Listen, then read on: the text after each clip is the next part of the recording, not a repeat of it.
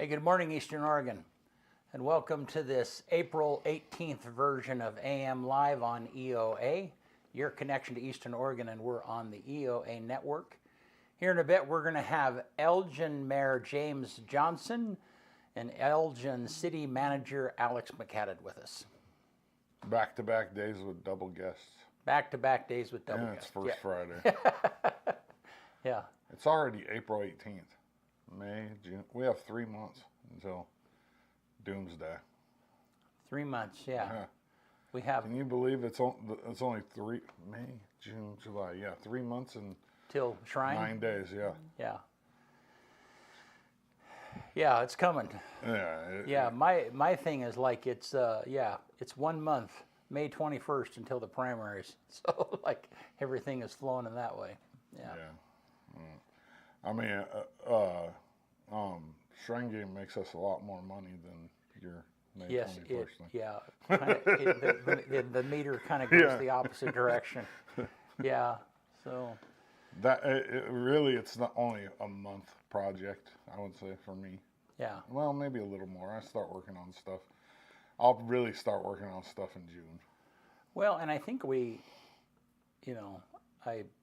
Tanya asked me this every time, it's like, is there a bunch of equipment that we need to buy? Because, we've had to, every year we've had to, and I think there might be some, but for the most part, we've built, we spent a lot of time building the system, people don't know that, but our control room for this studio is kind of all in cases. And so then when we have a big event like Shrine, then those cases, technically we just kind of button them up and we move it into the trailer, and it's a little more complicated than that, but that's every year it gets a little easier too because we have, stuff in place. Yeah. Yeah. We know exactly how things are going to go. Well, and that's why, like the people that all they do is just travel and do events, or football games particularly. If you're doing the same event over and over and over again, then the crew knows exactly what to do, and I think the most important thing for me is the relationships are established. So like contacts, the stuff with the cheerleaders, the stuff with the coaches, the stuff with the, it just makes it. The first year I just went into it blind, I knew a few of the people, but now it's like I know exactly who to call for what, and if there's something that needs to happen, it's much easier than it was the first year. Yeah, well, and that's kind of, you're involved in that end of it, all of that prep stuff, and I'm involved on the other side of like making sure that the day happens, and so the tech. Yeah. The tech. I stay away from the tech part as much as possible because it stresses me out. It gets me anxious. So I just stay away until it's time to, if I have to be there to do something, I'll do it. But outside of that, all those cords and no. Yeah. Nope. I don't even like looking in that van or in the trailer. Yeah. Yeah. All right. Well, hey, you want to do sports? Do it. AM Sports Report brought to you by Hobby Habit right here in town. Go check them out, 411 First Street. They have a great selection of, everything from Traxxas RC cars, Magic the Gathering cards, board games, STEM products for your kids. It's awesome. Hobby Habit, just for the fun of it. LeGrand Softball hosts Pendleton tomorrow at 2 and 4. Those are big GOL games. LeGrand Softball is undefeated, and they're looking to stay that way against their newly made GOL rival.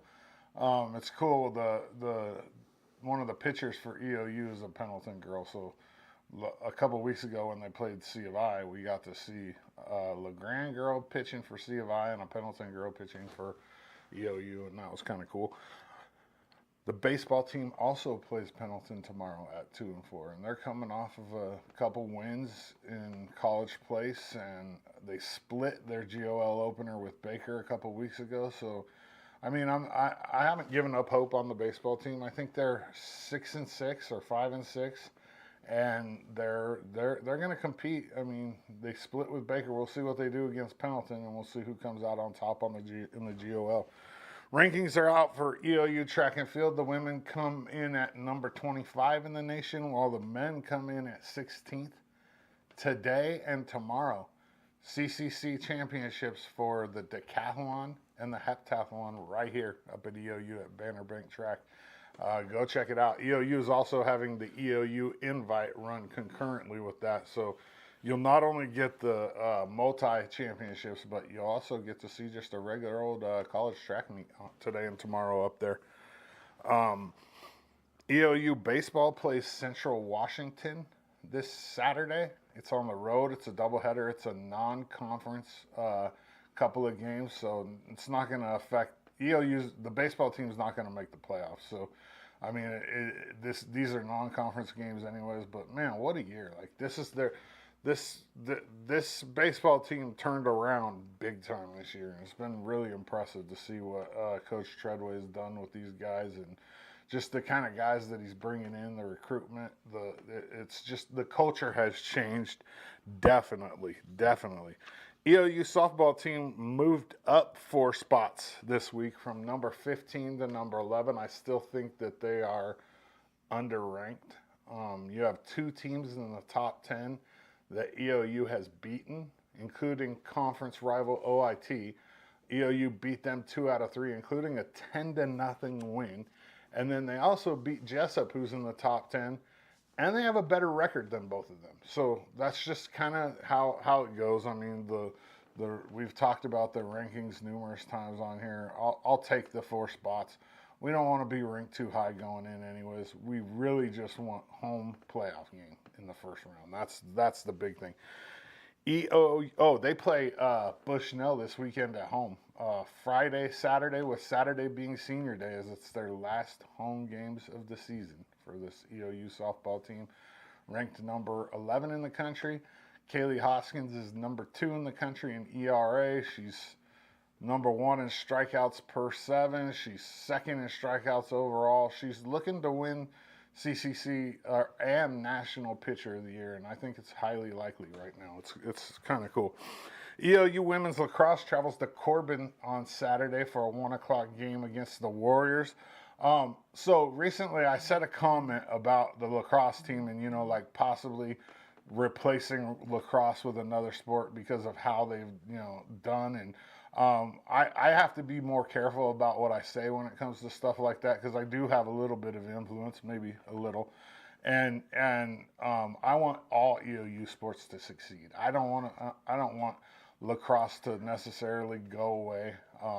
I didn't realize how much those kind of comments can affect that. So once again, sorry for saying that EOU lacrosse is replaceable. It's not.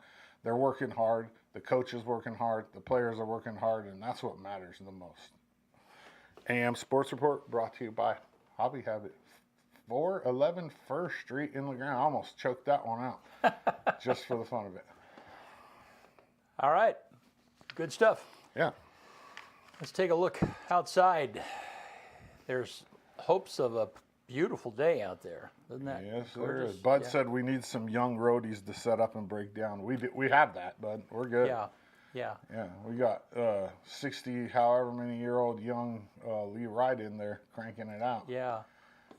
Our problem, Bud, is that I don't have the equipment such that anybody can just plug it in. So that's on me.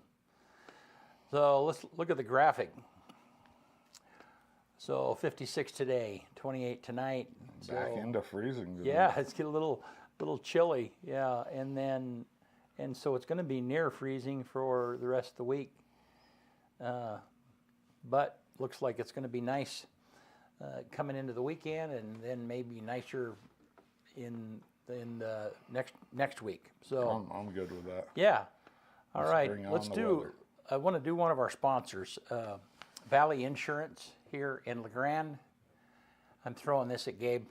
Valley Insurance here in LeGrand. They're at 1215 Adams Avenue in downtown LeGrand. Really want to thank them for what they do and supporting EOA Live TV and our AM show. be sure and go in and take a look at, they've recently remodeled. They were in the old Umpqua Bank building downtown, and they have remodeled that store and looks great. They do home, auto, business, and life. They're an independent insurance agent, and so the advantage of that is that they can find different companies that can give you insurance, so they have a lot of different choices, and so they can find something that's the right fit for you. Again, Valley Insurance, downtown La Grande, one of our great sponsors. Okay, so here in just a minute, we are going to have with us James Johnson, the mayor of Elgin, and Alex McHaddad, the new city manager of Elgin. We'll be right back in just a minute. Here in Eastern Oregon, we're blessed to live in such a wonderful area. And though it may seem mild-mannered, there's actually quite a lot that goes on in this area. And apparently, there's two dinguses who happen to be here that are actually crazy enough to get up at the crack of dawn to talk about it. Tune into AM Live on EOA with Brent and Dodsey, featuring special guests, weather, sports, news, and more, every Tuesday and Thursday at 8 a.m., only on EOA Live, your connection to Eastern Oregon, now on Roku. Okay, so it's live.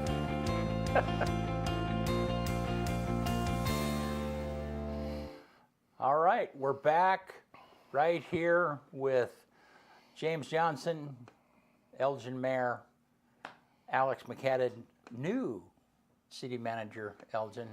So, and you guys might, James has been on the show before. Yeah. Glad that you're here with us. And Alex has been working with us on and off for a number of years. Started actually when you were in college, right? Yeah, I think I came on to do something or other back then. Yeah, and then you moved over to the west side. You were city manager for, well, I don't know. Why don't I let you tell that story? Soda Pop Springs. Or Yeah. Soda Pop Springs, yeah, I love that. I was the city manager of Sodaville in Lynn County. It's right next to Lebanon, and I did that for the last 2 years. And every single day I wanted to come back here. Every Tuesday and Thursday I watched AM Live on EOA like clockwork. It's like, oh, I just needed that fix of home. But Yeah. hey, I finally made it back. Well, cool. Well, glad that you guys are here, and we can kind of catch up on the happenings. James, why don't you tell us what's happening in Elgin? What's new in Elgin? Well, so we got a big announcement we wanted to bring up. June 15th is our Riverfest, and there's going to be several things happening there. One of the things we'll let Alex touch base on is the ribbon cutting for the Pocket Park. Yeah. Do you want to say anything about that? Or? Oh, yeah. I mean, the Grand Run River is a very beautiful place. Yeah. And it would be nice to have more of a place to hike alongside it. I think a number of people have thought for a while. And the Joseph Branch Trail is something that's going to be doing just that. There's going to be a walking trail between the railroad and the river that'll go from Elgin all the way to Joseph when it's complete. But the ribbon cutting for the first piece of that is going to be June 15th during Riverfest. And Wow. there's going to start at a little pocket park in the city of Elgin. So so tell me, I mean, can you describe to me where that pocket park is going to be? So it's right next to the train depot. It's Okay. already been underway, and one of the awesome things there is the Elgin High School wood shop teacher, Matt Adams, got involved, and they built a beautiful gazebo they're putting up there. So it's really been a great community project, something just really awesome for Elgin. Get out there and take a look at it. And so then the hope is that there's going to be a trail alongside the railroad. Is that what? Yeah, kind of between the railroad and the river. Okay, which is amazing. Yeah. I mean that, and the goal is that eventually that trail would go all the way To Joseph. to Joseph. Yeah. Yeah. Wow. Yeah, if you just Google the Joseph Branch Trail, that'll be, yeah, it's going to be amazing. Is it available just for walking, or can you ride horses on it? You can ride horses and you can ride No bikes, but not no e-bikes. ATVs. But nothing, not what? nothing motorized. No, Yeah. motorized. Makes Yeah. sense. Good. Yeah. So Yeah. it's going to be awesome, especially if you're a fisherman. Could you imagine the access to Yeah. just down that trail the whole way along the river? and So stuff? are electric bikes motorized? Yes. Okay. Yeah, so that yeah, I no mean, motorized, not yet. I guess they've talked about that, but it hasn't went either direction really. They're just not allowed at the moment. So how does, I mean, who is involved in making that agreement happen when it's in two different counties and, yeah. Well, there's a nonprofit that was created specifically to just get this project, create it and see it through fruition, and I believe maintain it over time once it's complete. Okay. What about access? Like, how many access points are there going to be along the way? Because obviously, you aren't going to walk that whole thing.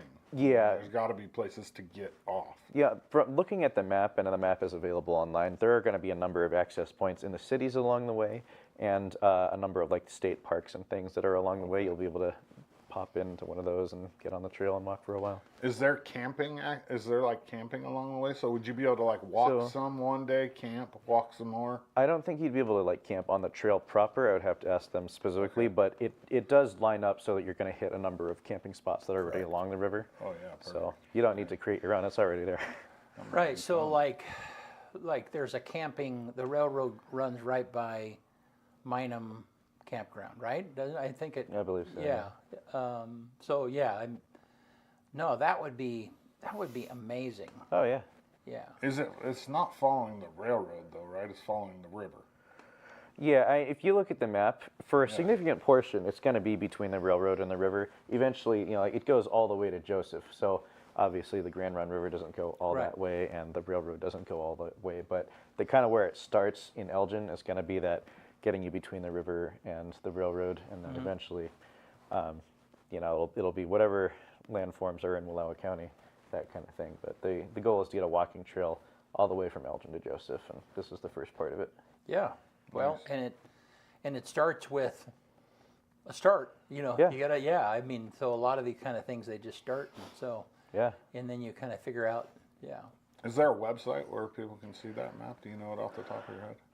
Not off the top of my head. If you just Google the Joseph Branch Trail, Yeah, you'll be able to find all that information there. they've got videos Pretty and good maps site and and all stuff, sorts of, and a donate button.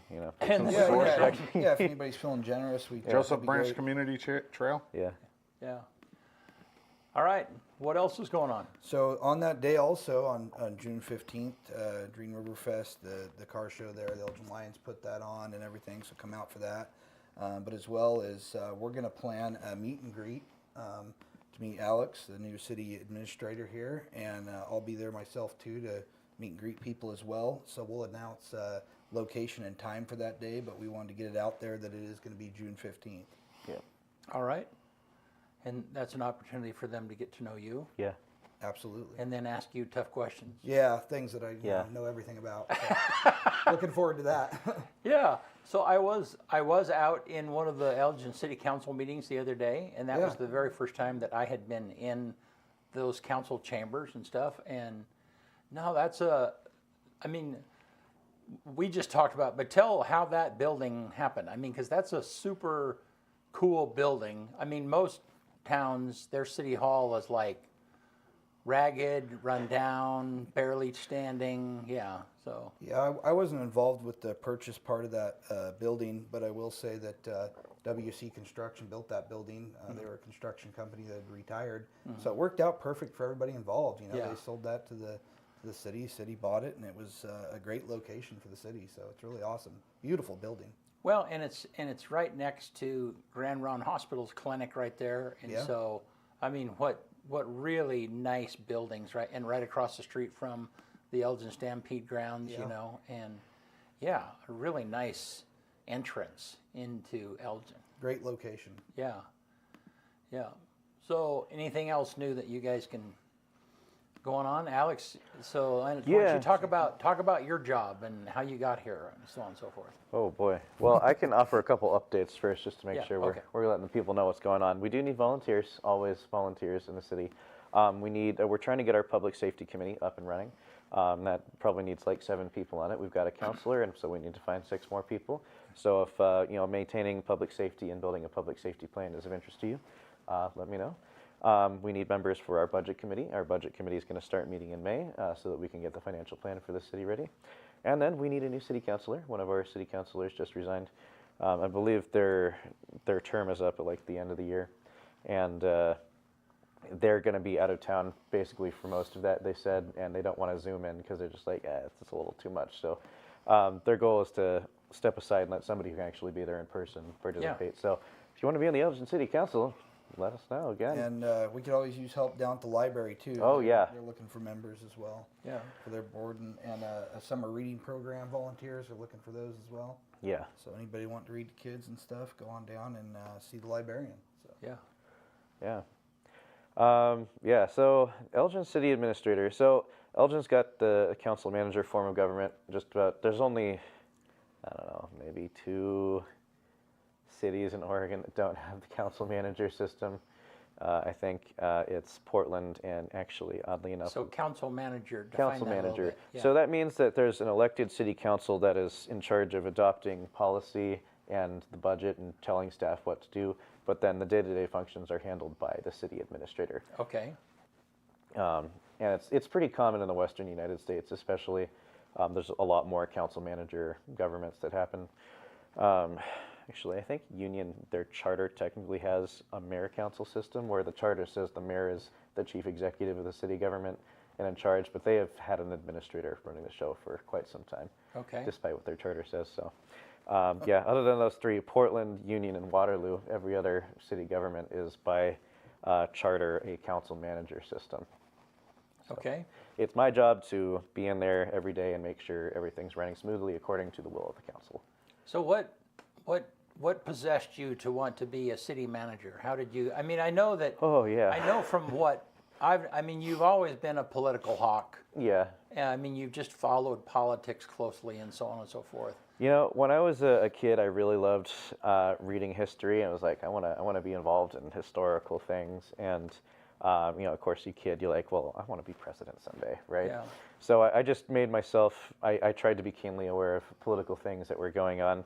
In community college, I was elected to be the student member of the community college's board of trustees. I had to represent a student body of 26,000 students. And as I got in there, thinking like, oh, this is just going to be the first step of my political journey all the way upward, I was like, oh, this local government stuff is actually very, very fun, because it ends up being kind of the nexus of a lot of things at the That's where state. it's at. Exactly, yeah. That's where it's at. The state, you deal with state issues. The federal, you deal with federal issues. But local government, you deal with so many things that happen locally. You usually see a difference being made. You can get water running, and you can get potholes filled, and you can get traffic going the way it's supposed to go.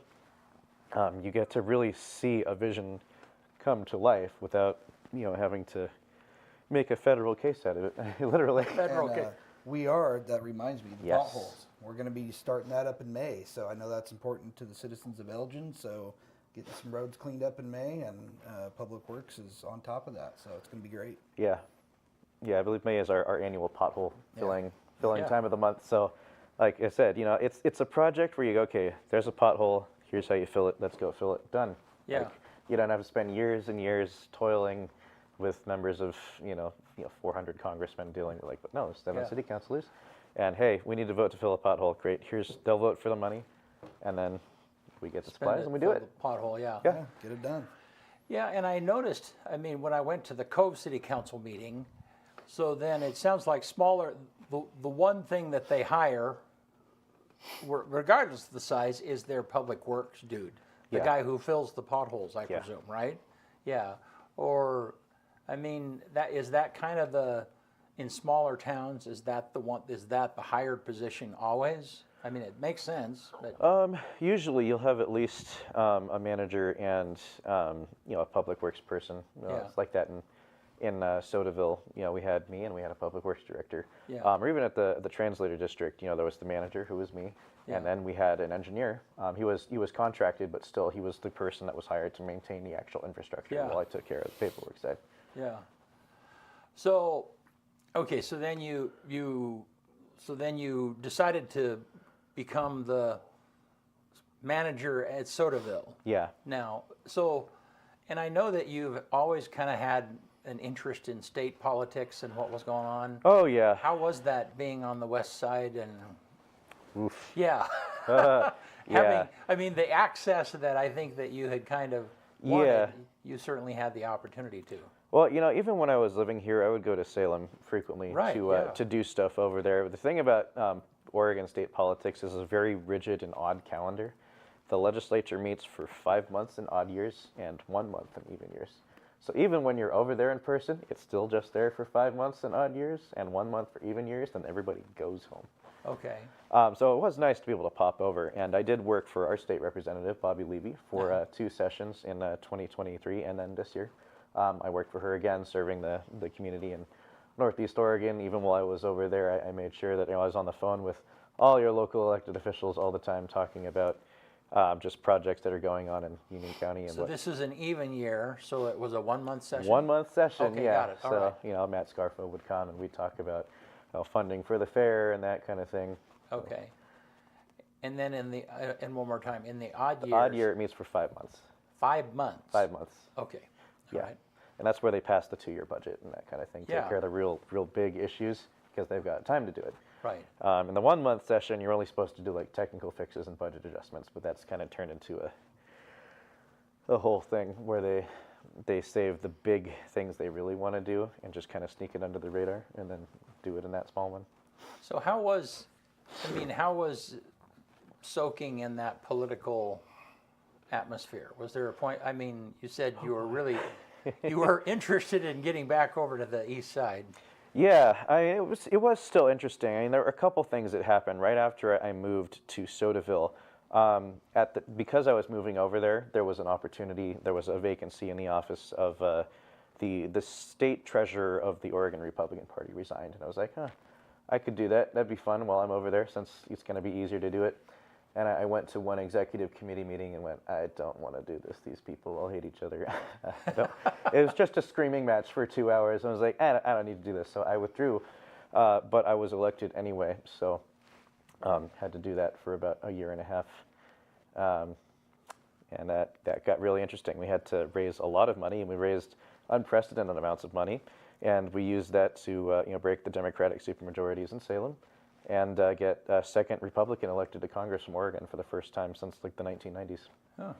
So being in that real big part of state politics was very interesting for a year, and I made a lot of friends and relationships that I think were really valuable for my work in Sodaville as a civil servant, and can be really valuable over here. Those connections are still there, and I can go to Salem and make really good friends and use those to make life better for Elgin and Union County overall. Cool. And then working in the Capitol itself was, again, a slog. The partisan environment over there is like really, really bitter, like insanely. You talk about divisions between Republicans and Democrats. I think in a lot of local communities, especially like here, you're lay Democrat, you're lay Republican. You're just like, I'm a person, I believe what I believe, but you believe what you believe. People don't go, they're a Democrat, I don't like them, I'm going to make their life miserable. They do that in Salem. Yeah. Yeah, Steve Clements, who was our mayor of LeGrand, was a Democrat. He wouldn't look at Councilor David Glabe, who was a Republican, and go, I'm going to just kill his policies just because. Just because we're different, yeah. Yeah, no. In Salem, that happens constantly. Huh. The urban-rural divide is intentional. The Democratic Party does what they can to make life worse in the rural areas of the state. And I'm talking about the Salem Democrats. The Democrats who are over here, they live here. They don't want things to be worse. So they're not sitting there thinking, God, I really hope my guys in Salem make things worse here. But the ones in Salem that get elected and represented, they do a real number. Yeah. Trying to get any change to wolf policy for the last few years has been painful, because there's a lot of money that goes into preventing any improvements to the wolf depredation regulatory environment. Bobby Levy will put in a bill that says, hey, we should compensate farmers better for wolf depredations, because when a cow dies, it's not just the cow dying, it's the other cows end up getting physically injured, and that hurts the flock, and that hurts the farmer. That hurts their bottom line, that hurts the community, that hurts our food supply. Yeah. That's right. And if you tell that to a Democrat, they will literally call you a Nazi, and that is the end of the conversation. Now, over here, Democrats, you'll talk to them and they'll have a different opinion, but they're not going to say, you are literally an evil person for it. Yeah. But when you're in that building, they will do that. It's kind of tough. It seems pretty hard to get things done. Oh, yeah, it is hard to get things done. Yeah. And that's why the walkouts have been happening in the legislature for the last few years. The joke I've been saying is, the one trick that would get Republicans back in the building is for Democrats to stop forcing them out of the building. But it's true. They've been told for years, you do not belong here. you're being here as a courtesy. We don't want any of your bills to pass. So do you think that, I mean, while we're on this topic, do you think that there are times, though, that the the Republicans respond equally in a trashy manner? You know what I mean? They're not I mean, allowed to. Yeah, They're never in a right, position of and- power right, to do anything right, about and it. so that, but the point is then the spitefulness is there. I mean, if you in that environment, it sounds like, I mean, you just do things out of spite. Yeah. Does that go both directions then? I don't think so. I mean, if you look at a lot of the bills that get passed, overwhelmingly, just about every bill that passes in Salem has 98% of the people in the building voting yes for it. So if you're saying if there was spitefulness, then it would be passing just by the Yeah, if Democratic- every passed vote would be by a party line, and it's not. right, Just about okay, every got bill it. that passes, everybody votes for it. Yeah. There are a few people who have pride themselves on voting no on like everything. That's like there's a little flag that they pass around to each other. Whoever has the most no vote tallies for the session, and somebody else will vote no on something. When that guy voted yes, he'll have to move the flag over to his desk. But for the most part, Republicans are supporting, policies that are prioritized by Democrats. That their constituents bring. They're not bad things that are being brought. There are some bad things that they do bring, but for the most part, when a Democrat says my constituents need this, Republicans go, great, let's do it. But when a Republican goes, hey, my constituents need this, the response is pretty shocking and painful. Of like, no, we don't like you, so you're not getting it. So here's something that I kind of realized and this was when there was some guys that came over from the West Side. They have a podcast called The Rational Republican. Yep. And I was on their podcast. But one of the things that was kind of interesting is because they're very much urban. Both of those dudes Yeah. were urban. Okay, and so when we started talking about some of those things, like wolves, for instance, what I thought might have been a political divide was really an urban-rural divide. I mean, and so they just didn't understand. Yeah. I mean, so they're both right-leaning. It's a right-leaning conversation, but they really didn't understand the complexity of wolves just because they didn't understand the vastness of Eastern Oregon. Oh yeah. Yeah. Yeah, and there are some good attempts to try and bridge that. Bobby Levy, before she got into state legislature, and even now that she's still there, she's part of something called the Eastern Oregon Women's Coalition. Yeah, It does right. an event called the Eastern Oregon Economic Summit. I think it happens every June. And she actually brings Democratic elected officials from the West Side and goes, Right. meet our people, learn about our issues. And it's been pretty helpful to try and bring people together. Still hasn't been any policy movement on the wolf issue, obviously, but just having them here makes them more sympathetic and lets them listen a little bit more. So there are attempts to try and bring people together a little bit more. But what it comes down to the end of the day is how much money people are getting from certain interest groups to pursue certain policies. Yeah. I think Commissioner Scarfo talked about a wolf bill again that happened like last year, and Bobby Levy had an idea, a representative, and like this would be a good way to work on the wolf issue. And then a guy named David Gomberg, a state representative from the West Side, was like, no, there's no wolves in my district, but I'm the one who knows how to solve this problem. You need to have my bill go forward. Neither of them went forward, but because he was the Democrat, he at least got some movement on his. He had donations from political groups that don't want there to be any positive developments on wolf policy. So he is there to insert himself into the situation so that nothing good happens. Yeah. And then because of that, he's going to get more money, and the cycle is going to keep repeating. Oh. Now, the best solution would be for people who are affected by wolf policy to start fundraising money and give it to candidates who are supporting it, and give it to candidates running against the people who don't want there to be any changes. You could give Bobby Levy a bunch of money to deal with wolf policy, but because she's in the minority, it's not going to be as effective. But you give David Gomberg's next challenger, whoever runs against him, you raise $10,000 and give it to whoever runs against him in a very safe district. He has to raise $20,000 to face that $10,000.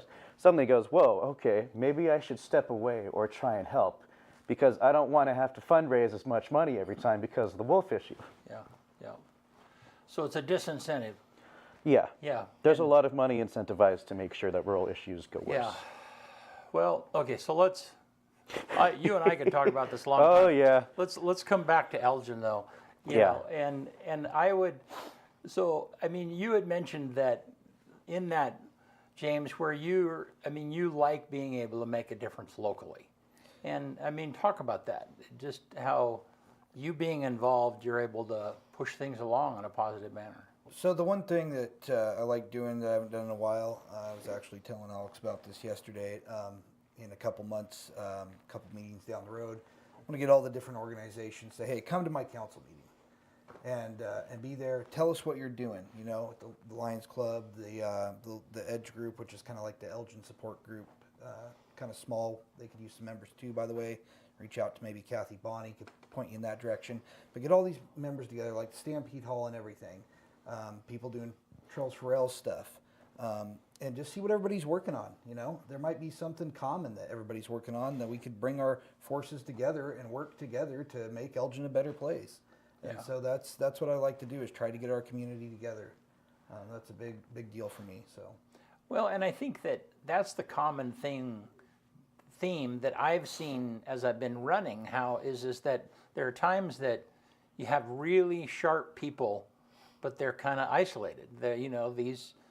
They're working on different projects, and they're not actually putting their heads together to push something forward. Correct. They're not coming together and working together as a team, because there's seems to be always a disconnect. Right. And that's kind of everywhere, even in law enforcement and different things. I've kind of seen disconnects, where people need to work together, and so that's a big thing for me, is to bring folks together to accomplish things. Yeah. Let me ask you a question that neither one of you knew I was going to ask, and that is I spent some time with Scott, the county planning division dude, okay, and the other day, and one of the things we were talking about was, the land that is developable, that is able to be developed, like the slope above Cove, okay, there's a bunch of homes up there on Love Road and whatever, that's outside of Cove limits, city limits, that's county, okay, and so then I said, well, what other areas are there like that? And he showed me some areas out in Elgin that are like that. Have you seen? I mean, are you guys able to? Where are people building? Are they built? If the people that are building out in Elgin, and you would know because you also are a contractor. It's what you do.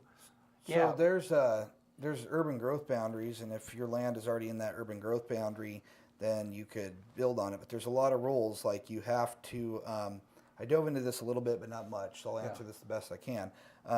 Like there's areas that are buildable when you're in the urban growth boundary. Outside of that, it's not technically buildable without having like a land study done. The other thing would be have that land study done. They come in, they evaluate, okay, how much can the infrastructure handle and all that to build on to Elgin. So there is a few chunks of land right now that are buildable, that people could go ahead and build, but the landowner, they got to say, they're not selling. I want to try to annex in. Yeah, they're not selling for that. We want to develop and annex into the city. We also have an ordinance on that that has to be followed, as far as, sidewalks, how the road's going to go. It basically holds the developer accountable. So if and when there is another subdivision that tries to come forward, we'll want to make sure we're sticking to all of our policies and rules. So yeah, and I guess kind of where my thought process has been is there's, for professionals that come into the area, professionals that have higher end jobs, physicians and professors and I don't know, whoever that is, a lot of times they're not wanting to build in the city. Yeah. In any city, they're wanting a little bit of a place that has 5 acres, and in the county, and that falls in the county range, and there are property, and that's a lot of that definition of the property up above Cove. Those all have minimum 5-acre lots or whatever the case might be, which is just fine for some people that are looking for that kind of home. So, I don't know. Have any thoughts on any of that? I'm all about city growth as long as it's done right. Exactly. Yeah. Yeah, I mean, there are a couple of opportunities. The north end of town has a lot of nicer homes going in because it was an area that was put together, and there's some nicer homes. Like the high school shop class just built a house. Beautiful home. Oh yeah, it's for sale. So if anybody's looking to move to Elgin, please. And then there's one big farm field outside of town that can be rezoned and used for development. And I looked at it with my predecessor the other day as I was getting some onboarding, and talked about it's a place where the guy will want to sell someday, but he's holding on to it because that's basically his retirement plan. Is to hold on to it until it's at peak value. He's ready to go, and we can turn it into more housing development. Well, and we keep hearing this thing of like there's a housing shortage. Yeah. And so then the more I dig into that, it's not easy to fix. It's not that there's not opportunity to build. Yeah. It's that maybe financially it doesn't make sense, or the people that move in, they want to buy something that's already built. They don't want to build something from scratch. Yeah, well, this is where people are going to say that I'm actually a closet leftist and talk about the big problem with the student loan crisis is that people are paying student loans instead of housing loans. Oh, interesting. We can either have a housing market or a student loan crisis, and even though I'm a Republican, I'm going to say we should have a housing market rather than a student loan crisis. So, yeah, everybody shoot me on the comments. No, hey, that's good. It's showing you can work together and look at issues differently, and I like that. It's great, Alex. Yeah, definitely. I get the idea of you need to work for something. You don't just want to give a college degree away for free, but my golly, do we want a housing market? Do we want contractors to be able to go to work and build quality homes for people, or do we want people slogging away paying student loans to the federal government until the end of time? Well, and right, but part of the deal, and I was talking to Shauna McInnes the other day about this, and that is the market has changed a little bit. Yeah. Okay, so it used to be, Alex, that somebody, and you've just recently been married, a couple of years now. Yeah. Normally, in the past, young couples move into starter homes, and a starter home they're not always beautiful. They're just a place, I mean, it's a starter home. But I think that, younger couples have a higher threshold of what they think is a starter home. Do you agree? Maybe. I do. Yeah. I've seen younger couples come in and they buy pretty nice, fancy house, and I'm thinking, man, I paid $47,500 for a 2-bedroom, Right. that was run down and needed some love, and I've given it some love, and now it's 3-bedroom and beautiful home, and I think that's what we need to go back to. Look for a starter home, not something that's already finished. Find something and clean it up and get a little equity in it and take pride in it. Yeah, but I think you kind of see that across the board, whatever it might be. I mean, again, when I was young and couple, we bought used cars, and I think that all of that is it. And I don't blame. I mean, every generation, you hope my kids make more money than what I ever did and ever will, and so they have nicer things than what I did when and that's a good thing. I mean, that's what I really worked for, is I really wanted them to, succeed and so on and so forth. But but along with that comes other challenges too. And it's the same thing when it comes to work. I mean, anyhow, I'm getting off on an old person rant. That's all right. Well, again, my generation, especially as younger millennials, is that a lot of us have these student loan issues, so we can't even save up for a down payment on a house because we're paying student loans. Well, and that's a good. So what do you think is the answer to that? I mean, so you are kind of in favor of a bailout. Canceling student loans? Yeah. Absolutely, because a lot of the loans are owed to the federal government. The federal government, they already paid for it. So what's the deal? Yeah, it's done. Why not just? Well, but so then you're saying there is no cash outlet to balance the books, or there is? Well, what we get out of it is the best, largest economy in the world. It's trillions of dollars ahead of most other people. College students themselves, just through the unpaid internship work they do, contribute billions of dollars to the economy for free. It's free labor. When I was at EOU, I interned for University Advancement for a couple years. Right. Going to Salem and passing laws and getting money into Union County. That's a lot of money, millions of dollars that we worked on getting here that I did for free. So for me, what balances out is that the economy grows because we are investing in people. Right. So how do you, so what do you say to those students that, you know, rather than going to college, they became a welder, they bought a truck, they invested in the infrastructure. I mean, and they might have as much money that they own in equipment that they're using every day as what somebody does in a school loan. So how do you work out that fairness issue? You know, the question is who's paying you. If you're as a plumber, you're going and fixing a doctor's broken faucet. You know, that how do I put it?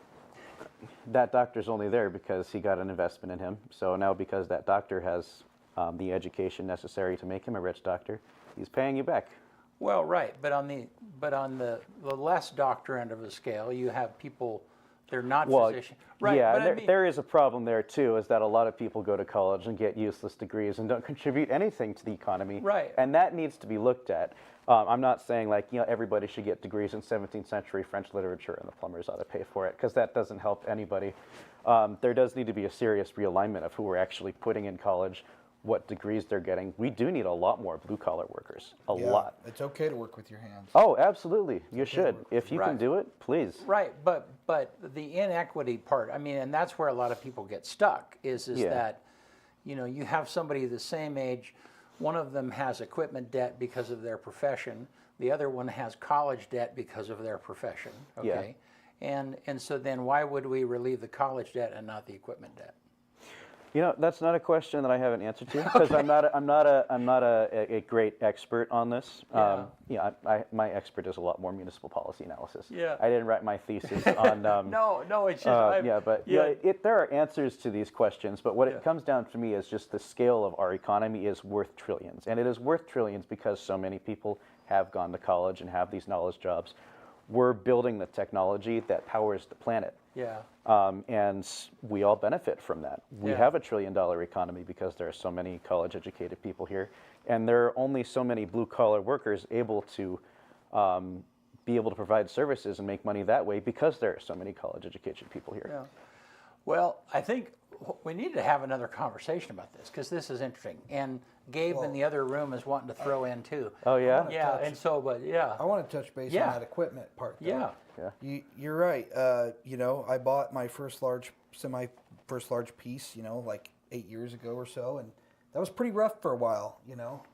Business bills just piling up and paying that large payment over $1,000 a month, and but I powered through it and worked hard and got that thing paid off, and now the door's open to buy another piece if I want to, you know. But I'm not looking to expand just because that was so rough. Right. Paying that first one off. But yeah, you're right. I mean, it's tough for a while on either side of that fence. Yeah. Yeah. So, and I guess the other thing I'd add is that just the scale of the amount of money that college students have to pay, they're never paying them off. Most of the student loans out there, they're not getting paid off. A plumber or a trucker or a contractor, they're going to be able to pay off a lot of these loans they have. Yeah. They're not $1 million they have to pay back over their lifetime. Correct. well, and I follow that, you know, but even what they're proposing is not going to deal with $1 million worth of debt.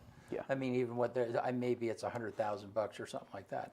And I guess you know, again, we'll have to talk about this. We'll talk about this different. Yeah, we'll talk about it another time. That sounds good. Let's come back to Elgin. Come back to Elgin. Well, it's the jewel of the Blue Mountains, you know. We've talked of so many things so far about kind of like rural problems and issues we're having. I don't think it's a real secret that Eastern Oregon's economy isn't doing great, hasn't been doing great for a while, and doesn't have a lot of prospects.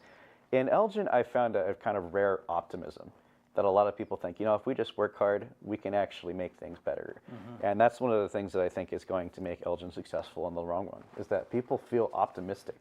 You go south to Baker County, most people just seem really depressed about, like, yeah, things aren't going to get better. We're just going to kind of waste away until there's not a whole lot left. But here, especially in Elgin, people are like, yeah, we just need to put our minds to it and we can get it done. So, you know, the amazing thing about Elgin, I've been there my whole life. That's good and bad, by the way. But I love that town. And when something happens, a tragedy strikes or something, the people really come together and work hard in Elgin to help those folks. And I just want to thank all the citizens for for always doing that for everybody in our community. So I thank you for that. Elgin works hard; they really do. Yeah. Well, and I mean, like, we're going to go to, which is a pitch again for Elgin Opera House this Friday night, Saturday, 2 shows on Saturday. Saturday matinee, Saturday night. Big Fish is again, that's playing again, and then the last weekend will be next weekend. Anyhow, we're going to Elgin Opera House Big Fish this Friday night, and I mean, that is an incredible. I mean, that whole operation in the little town of Elgin, It's amazing. is just nuts. Yeah. Amazing. Yeah. Yeah, I love that, the Opera House, the shows that go on there, and just the economic value to the community. People go see a show, stay for dinner, that kind of thing. It's really important. If we didn't have that Opera House, it'd be a severe drag on the economy. It's just... I think it's the #1 economic developer for our town is Absolutely. that Opera House. It's amazing how many people come from all over the place, all over the world. They've had people from everywhere. It's just awesome. Yeah, well, and you didn't, it's not until you drive into Elgin and you go to a show and then you come back out and you go, this is in Elgin. I mean, and so it's, that's phenomenal. Yeah. And so you have, and all of those things that we've talked about that affect the world or affect the issue or affect the state or whatever, none of that has anything to do with what they do. I mean, part of the world could drop off the cliff tomorrow, and Elgin Opera House still has the ability to continue doing the things that they're doing. Yeah, and another thing about if you're going to be out at the Opera House to watch the show, take a few minutes. The museum right next door is thriving and doing awesome. The museum's really growing.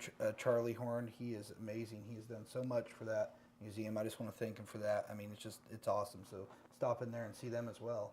So there's a lot going on out there. Really. I've never been in the museum. It's really awesome. Yeah, It's free too, so Yeah.